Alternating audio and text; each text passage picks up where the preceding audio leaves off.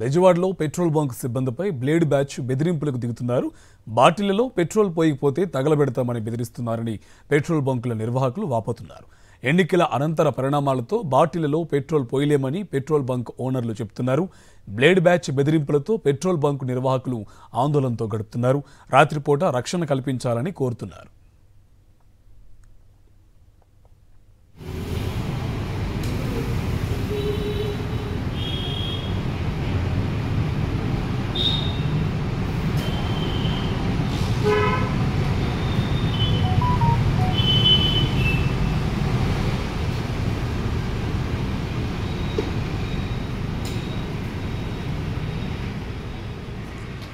బెజవాడలో petrol bunk సిబ్బందిపై blade batch బెదిరింపులకు దిగుతున్నారు. బాటిల్లో పెట్రోల్ పోయకపోతే తగలబెడతామని బెదిరిస్తున్నారని పెట్రోల్ బంకుల నిర్వాహకులు చెబుతున్నారు.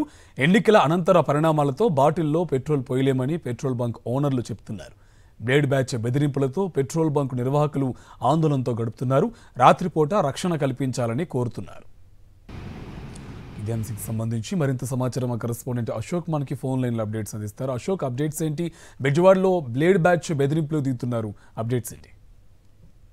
విజయవాడలోని గవర్నర్పేట పరిధిలో ఉన్న పెట్రోల్ బంకులో మధ్యాహ్నం పెట్రోల్ కొట్టించుకునేందుకు ఇద్దరు యువకులు బండి మీద వచ్చారు. అయితే బాటిల్స్ లో పెట్రోల్ కొట్టేది లేదని చెప్పి చాలా స్పష్టంగా బంకు సిబ్బంది చెప్పారు. దీంతో వారి మీద ఆగ్రహం వ్యక్తం చేయడంతో పాటు వారిపై సాయంత్రం పెట్రోల్ బంకును తగలబెడతామంటూ కూడా వాళ్ళు బెదిరించిన పరిస్థితి వారు బ్లేడ్ బ్యాచ్ గా కూడా ఇప్పటికే గుర్తించారు. అయితే ఇటీవల ఎన్నికల పరిణామాల అనంతరం జరిగిన కొన్ని పరిస్థితులు ఏదైతే కొన్ని సంఘటనల నేపథ్యంలో విడిగా పెట్రోల్ ఏదో డైరెక్ట్ గా ఏదైనా వాహనాల్లో వస్తే తప్ప వాహనానికి తప్ప విడిగా ఏ బాటిల్స్ కానీ లేదంటే ఇతర టిన్సులు కానీ పెట్రోల్ కొట్టట్లేదు. పెట్రోల్ బంకుల్లో కూడా దానికి సంబంధించి స్పష్టమైన ఆదేశాలు ఉన్నాయి. ఈ నేపథ్యంలోనే ఈ ఇద్దరు యువకులు బండి మీద రావడం, వారికి బాటిల్స్ లో పెట్రోల్ కొట్టకపోవడంతో ఆ బంకు సిబ్బందిని బెదిరించిన పరిస్థితి. దీంతో బంకు సిబ్బంది పోలీసులకు కూడా సమాచారం ఇచ్చారు. తమకు రక్షణ కల్పించాలంటూ కూడా వారు పోలీసులను కోరిన పరిస్థితి అయితే మనకి చాలా స్పష్టంగా తెలుస్తుంది.